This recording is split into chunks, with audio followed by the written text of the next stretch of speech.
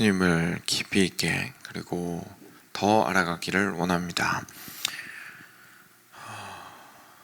예수님께서 어떠한 분이신지, 어떻게 살아가셨는지, 어떠한 것들을 가르치셨는지, 그리고 예수님께서 행하신 일이 실제로 나에게 나의 삶에 행하는 일이 무엇인지를 저희가 온전히 깊이 있게 깨달을 수 있도록 하여 주시옵소서. 요한복음을 통하여서 알게 되는 것은 주님께 부름받지 못한 이들은 예수님을 보고도 전 그가 누구신지를 알지 못하였으며 그가 누구신지를 믿지 못하였고 그가 누구신지를 이해하지 못하였습니다. 사랑하는 아버지 하나님, 우리 가운데 성령께서 역사하여 주사 저희가 요한복음이 그리고 있는 유대인들의 모습을 따르지 않도록 하여 주시고 온전히 예수님께서 누구신지를 더욱더 깊이 있게 알고자 하는 마음의 열망을 허락하여 주시며 이미 알고 있다고 생각하지 아니하도록 하여 주시고 이미 아는 것보다 더욱더 깊이 있게 그리스도에 대하여 알게 하셔서 날마다 더 예수님을 더 깊이 사랑하게 되는 우리가 될 수 있도록 하여 주시고 우리가 주님의 복음 위에서 계속해서 살아나갈 수 있도록 주님께서 도와주시기를 간절히 간구드립니다. 하나님, 오늘 말씀을 통하여서도 예수님이 누구신지 우리에게 드러내 주시고 다시 한번 우리에게 질문하여 주시고 예수님을 온전히 올바르게 그리고 더 깊이 있게 알기 원하는 우리의 마음에 그 소원이 온전히 말씀을 통하여 이루어질 수 있도록 도와주시기를 간절히 간구드립니다. 주님, 오늘 말씀 가운데에서 우리에게 또한 이것들을 보여주시고 우리의 눈을 열어주시며 말씀하실 것을 다시 한번 기대하오며 우리 주 예수 그리스도의 이름으로 기도드렸습니다. 아멘. 네, 요한복음 7장 25절부터 36절까지 같이 보겠습니다.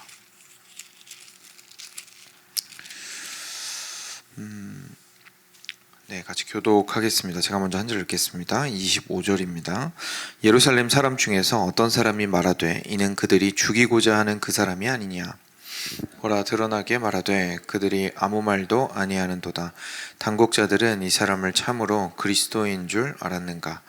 그러나 우리는 이 사람이 어디서 왔는지 아노라. 그리스도께서 오실 때에는 어디서 오시는지 아는 자가 없으리라 하는지라. 예수께서 성전에서 가르치시며 외쳐 이르시되 너희가 나를 알고 내가 어디서 온 것도 알거니와 내가 스스로 온 것이 아니니라. 나를 보내신 이는 참되시니 너희는 그를 알지 못하나 나는 아노니 이는 내가 그에게서 났고 그가 나를 보내셨음이라 하시니 그들이 예수를 잡고자 하나 손을 대는 자가 없으니 이는 그의 때가 아직 이르지 아니하였음이로라.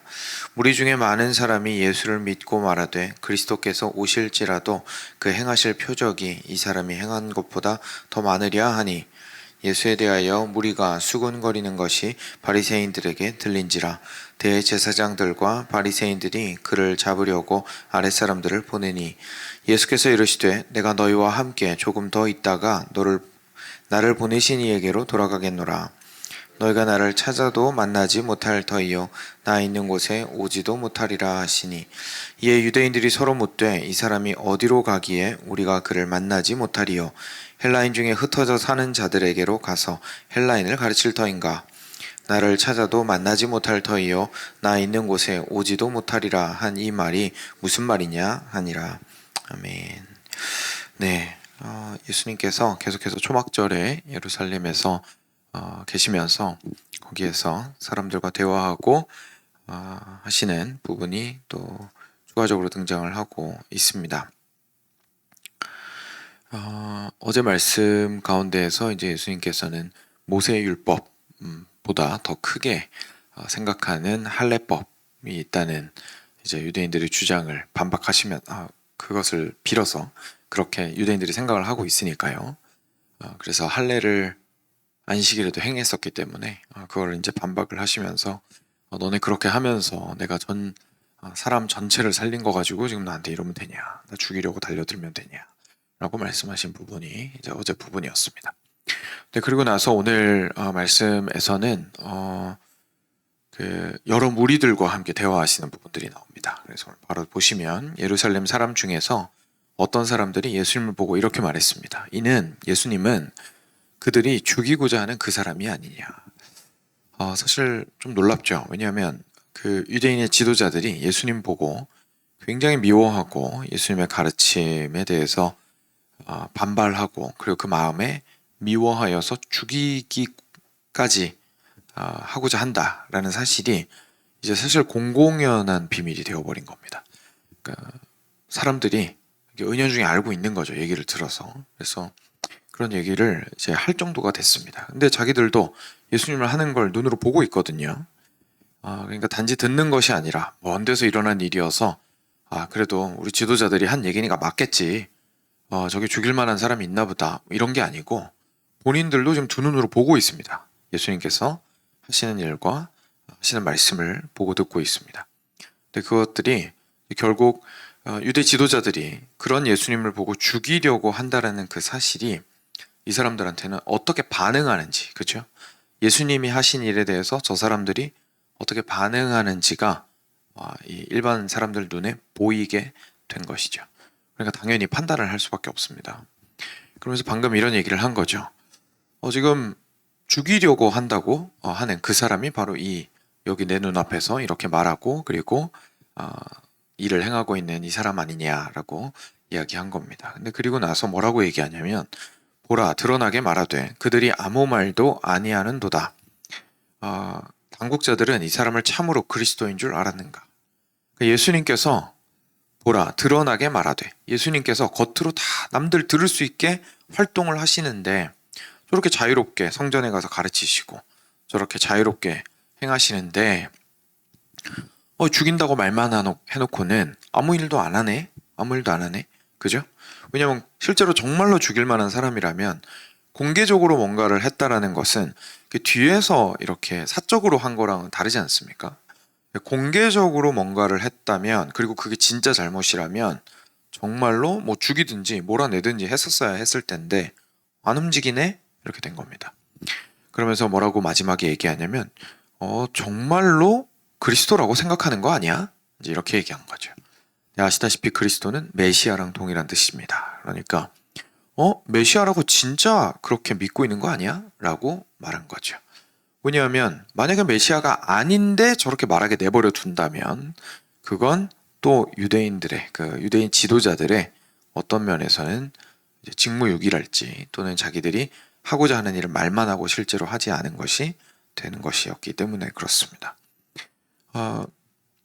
그러니까 이 사람들이 충분히 그 상황을 알고 있었다는 것을 저희가 알게 됩니다. 그죠? 예수님이 하시는 말씀이 옆에서 들어가지고 오해해서 저 사람을 메시아라고 생각하거나 그리고 저 사람이 하는 말을 곡해해서 죽이려고 달려들거나 이런 게 아니라 누구에게나 반응을 할 수밖에 없는 말씀을 예수님께서는 하고 계셨는데 그 말씀 자체는 듣고 있으면 절대로 그냥 지나칠 수 없는 말씀이었다. 이분이 메시아거나 메시아가 아니거나 이분을 죽여야 되거나 왜냐하면 소요를 일으키고 있기 때문에 죽여야 되거나 아니면 믿어야 되거나 그러니까 굉장히 양갈래길에 서게 만드는 말들을 예수님께서 오해하지 않게 굉장히 서스럼 없이 공개적으로 사람들 앞에서 하고 계셨다라는 것을 우리가 알게 됩니다. 그래서 계속해서 보면요. 27절입니다. 근데 이 사람들이 계속 이렇게 얘기합니다. 그렇지만 우리는 이 사람이 어디서 왔는지 아노라. 그죠? 고향이 진짜 어디였는지, 태어난 곳이 베들레헴이었다. 뭐 이런 거는 아마 몰랐을 수 있겠지만 나사렛 출신이라든지 가버나움에서 주로 거하면서 갈릴리 부근에서 제자들과 함께 생활한다든지 뭐 이런 거는 사람들이 알고 있었습니다. 그러니까 이 사람이 어디서 왔는지 알고 있습니다. 근데 그리스도께서 오실 때에는 메시아가 오실 때에는 어디서 오시는지 아는 자가 없을 것이다 라는 말을 우리가 들었습니다. 근데 우리가 이 예수라는 청년의 출신지를 알고 있으니까 이 사람은 당연히 메시아가 아니죠 라고 나름대로 판단을 하는 말들을 했습니다. 근데 이에 대해서 예수님께서 이 사실을 아시고 나서 이 사람들한테 직접 말씀하신 건 아니고요. 성전에서 가르치시면서 소리를 높여 외쳐서 이렇게 말씀하셨습니다. 28절입니다. 너희가 나를 알고 내가 어디서 온 것도 알거니와 내가 스스로 온 것이 아니니라. 나를 보내신 이는 참되시니 너희는 그를 알지 못하나 나는 아노니 이는 내가 그에게서 났고 그가 나를 보내셨음이라. 그렇죠. 예수님께서 이렇게 말씀하시니까 중간이 없는 거죠. 중간이 없는 겁니다. 예수님께서 두루뭉술하게 말씀하신 게 아니고 너희가 나를 알고 내가 어디서 온 것도 알거니와, 다시 말해서 내 육신의 출신 성분지를 알고 있겠지만 내가 스스로 온 것이 아니니라 나를 보내신 이는 참되시니 너희는 그를 알지 못하나 나는 알고 있다. 다시 말해서 예수님께서는 누가 들어도 지금 하나님으로부터 당신께서 오셨고, 그리고 당신 자신은 하나님을 그렇기 때문에 가장 잘 알고 있으나 너희들은 하나님을 안다고 말하면서 율법을 행하고 전통도 만들고 경건을 추구한다고 말하지만 사실은 그런 것이 아니다. 너희들은 오히려 하나님을 모르고 있다라고 말씀하신 겁니다. 그러니까 이런 증언 앞에서 당연히 듣는 유대인들 입장에서는 결정을 해야 되는 거죠. 이 사람 정신 나갔다라고 얘기를 하든지, 아니면 그런가? 더 들어봐야겠다라고 하든지, 둘 중에 하나인 겁니다. 그냥 듣고 아유 왜 저래 또 이러면서 지나갈 수 있는 여러 의견 중에 하나가 아닌 거죠. 지금 예수님께서는 하나님께서 나를 보내셨다라고 말씀하시고 있기 때문에 그렇습니다. 내가 누구 랍비의 무슨 학파의 누구 제자야 이렇게 얘기하면, 그죠? 이렇게 얘기하면 뭐 또 다른 의견 하나 나왔나 보다, 나 내 인생 바쁘니까 돈 벌러 가겠다 하면 됩니다. 근데 예수님께서 지금 누구 랍비의 누구 학파다라고 말씀하신 게 아니라 나는 하나님으로부터 왔다 라고 말씀하시면 이 얘기가 완전 달라지는 거죠. 그래서 누구든지 그 앞에서 대답을 할 수밖에 없는 상황이었습니다. 그리고 예수님께서는 명확하게 자신의 출신에 대해서 이런 식으로 이야기를 하셨던 것이죠. 그들이 예수를 잡고자 하나, 30절입니다. 손을 대는 자가 없으니 이는 그의 때가 아직 이르지 아니하였음이로라.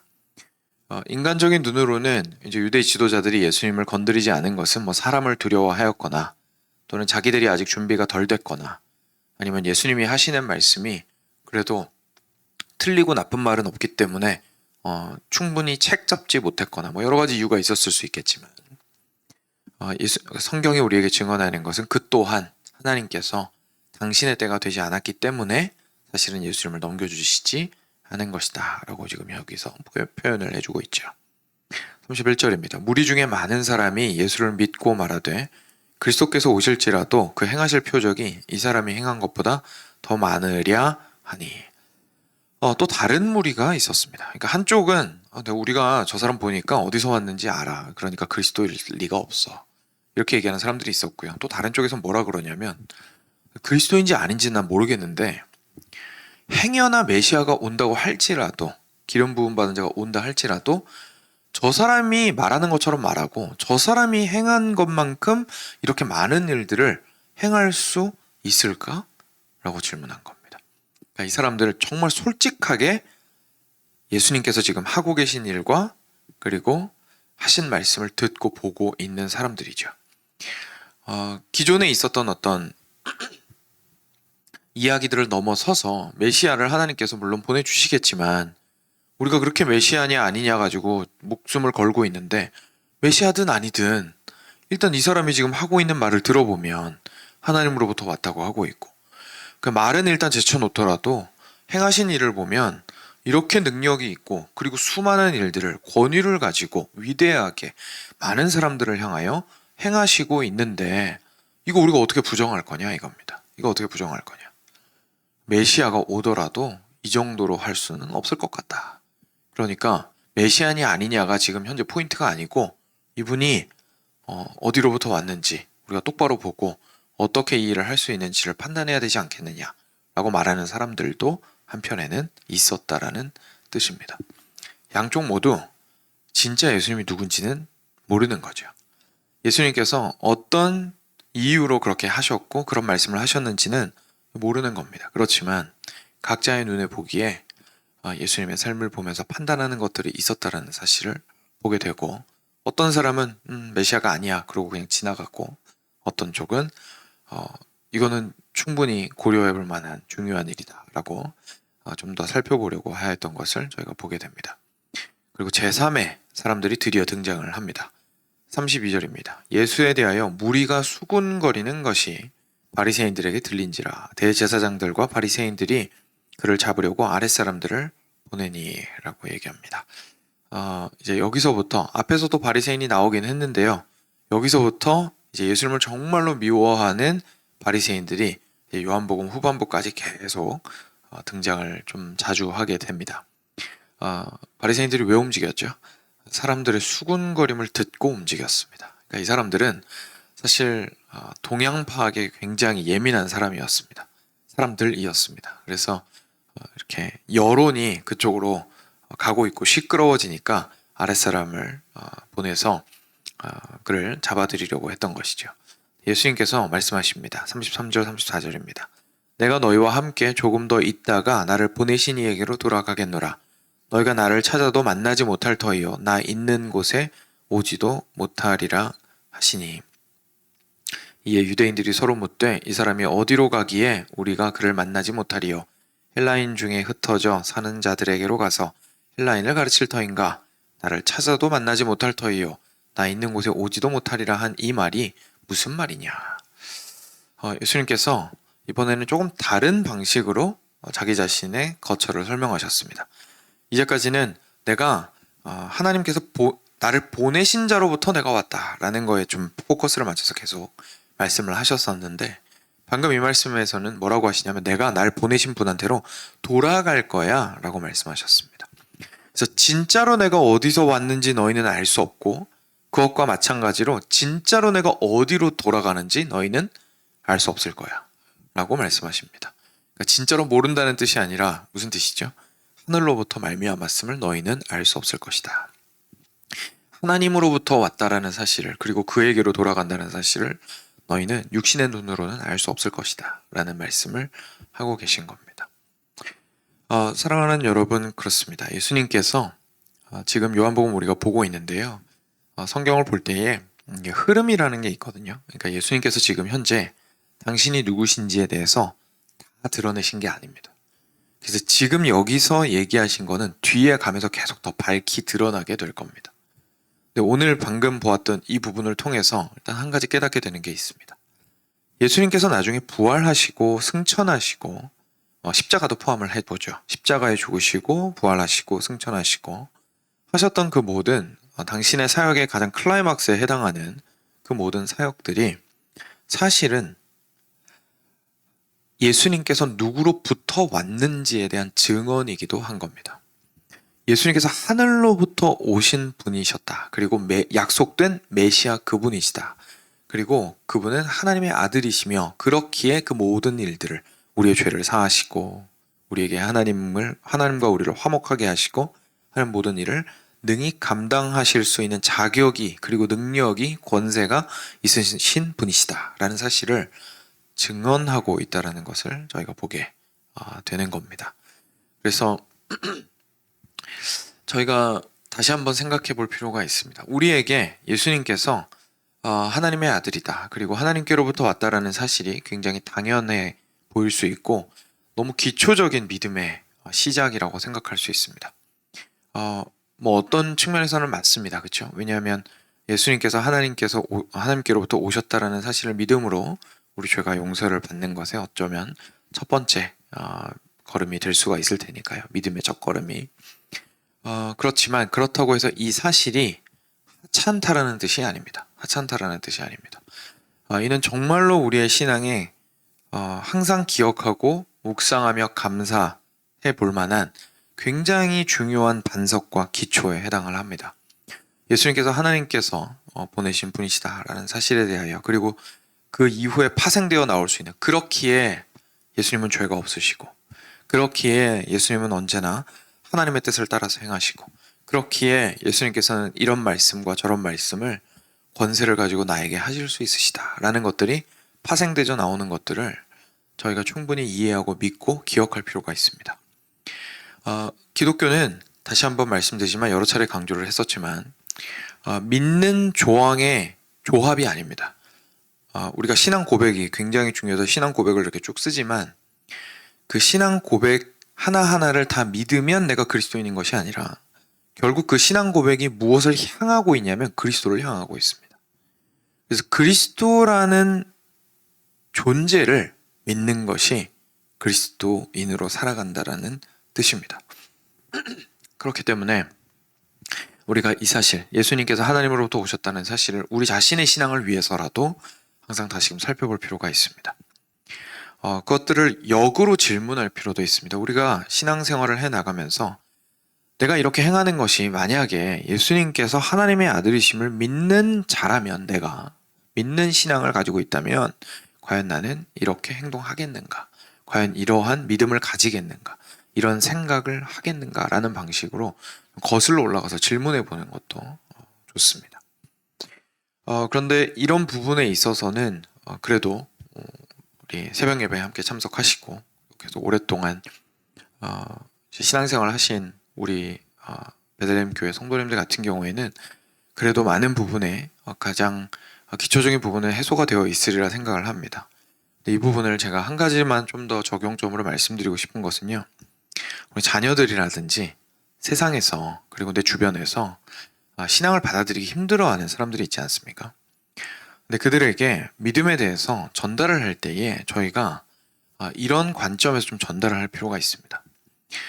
저희가 그 신앙을 전달을 할 때, 다시 말해서 예수님이 누구신지를 전달해야 된다는 것을 일단 저희가 기억을 해야 하고요. 그러니까 무작정 교회 나오라던가 이게 믿으라던가, 그죠? 그런 것들도 뭐 중요하겠지만 그 자체가 목적이 아니라, 목적은 이 사람이 예수 그리스도가 누구신지를 알고 믿고 받아들이는 겁니다. 일단 그 목적을 확실하게 해야겠죠, 저희가. 그 목적을 확실하게 해야겠고, 두 번째로는 오늘 유대인들처럼요, 믿음을 강요하는 것이 아니라 예수님이 누구신지를 보여주어야 합니다. 그게 우리가 해야 되는 일입니다. 우리가 해야 되는 믿음을 강요하는 일이 아닙니다. 우리는 좀 오해를 해서 믿음을 우리의 결단이라고 생각을 하다 보니까 결단을 하도록 만들려고 조바심을 냅니다. 그래서 너 빨리 결단을 해. 일단 결단을 하고 예스를 하고 일단 영접을 하고 일단 이 문턱을 넘으면 그 다음 어떻게든 될 거야 라고 보통 생각을 할 때가 참 많이 있습니다. 근데 그게 아니라 우리는 믿음을 만들어낼 수 없습니다. 믿음은 성령의 선물입니다. 우리가 할 수 있는 건 예수님을 보여주는 겁니다.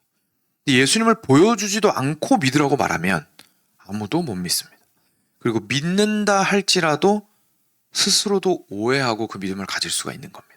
본인은 이러고 끌려가지고 나 이제 그리스도인이야 라고 말하는데 사실 엉뚱한 생각을 하면서 그리스도인으로서 살아갈 수 있는 거죠. 우리가 해야 되는 일은 그리스도가 누구신지를 보여주면 그것을 보고 유대인들과 같이 과정이 있을 수 있다는 사실을 우리는 인정해야 됩니다. 그 사람들 입장에서는, 그죠? 예수를 안 믿는 사람 입장에서는 예수님이 하신 일을 보고 그 믿음을 자기 스스로 일으키기 전에 먼저 일단 관찰을 해야 됩니다. 근데 관찰을 한 이후에는 자기 나름대로의 판단이 생깁니다. 한쪽에서 메시아가 아니야 라고 말하고 지나가든지, 아니면 이분이 하신 일은 좀 이거는 그냥 넘어갈 문제가 아니구나 라고 생각을 하게 되든지, 바리새인들처럼 미워하게 되든지 다양한 반응을 일으키게 됩니다. 근데 그 솔직한 반응들이 필요합니다. 그 믿음의 끝에 하나님의 인도하심으로 인하여서 주님의 자녀로서 돌이키게 되는 것이죠. 최근에 미국도 마찬가지인데요.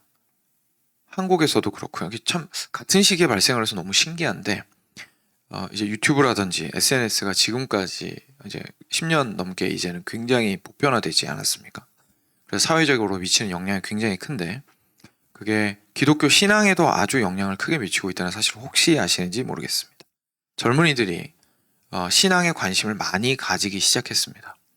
그리고 정말 놀라운 것이 한국에서 막 100만이 넘는 서브스크라이버를 가지고 있는 유튜버들이, 독서 유튜버들이에요. 본인들이 성경을 읽는 거예요. 본인들이 성경을 읽다가 예수님을 보고 예수님의 증언을 듣고 무시를 못하겠는 거죠. 그래서 철저한 무신론자의 눈으로 성경을 파헤치고 자기 유튜브에서 예수님을 믿었다고 고백하는 케이스들이 발생하기 시작하고 있습니다. 되게 신기한 게 지금 미국도 발생을 하고 있습니다. 그게 굉장히 유명한 사람들이 자기가 스스로 세상을 열심히 공부를 해가지고 이런 위치까지 올라왔는데, 철학적으로나 여러 가지 영역에서. 근데 그리고 나서 성경을 보니까 예수님이 하신 말씀을 그냥 못 지나치겠는 거예요. 예수님이 하신 말씀이 참일 수밖에 없다라고 인정을 하고 그리스도인이 되는 경우들이 발생을 하고 있습니다. 물론 그 사람들의 마음이 다 옳다는 건 아닙니다. 왜냐하면 제가 보는 허점들이 분명히 있습니다. 왜냐하면 이분들이 먼저 하나님 앞에서 굴복함으로 나아오는 마음이 있어야 되기 때문에 성경 말씀이 증언하는 그대로에 따라서 자기가 생각하는 그 판단들을 좀 수정할 필요들이 있는데 아직은 그 과정 속에 있는 것 같아요. 얘기를 들어보면 예수님이 하나님이시다는 것도 인정을 하고 예수님이 하시는 말씀에 대해서 참 진리로 받아들이는 자세는 너무 좋은데 이분들이 이야기하는 다른 신앙의 영역들에 있어서 자기들이 이성적으로 결론을 내린 것들을 잘 고치지 않으려고 하는 경향들이 또 있거든요. 그래서 부족함들은 있습니다. 그렇지만 일단 그런 일들이 발생한다는 것 자체가 지금 현재 한국 젊은 그리스도인들 사이에서는 굉장히 센세이션합니다. 미국도 마찬가지고요. 그냥 그리스도인들한테 충격으로 다가오는 거예요. 이게 나처럼 어릴 때부터 모태신앙으로 교회 다녀야 예수님 믿을 수 있는 건 줄 알았는데 그게 아니구나.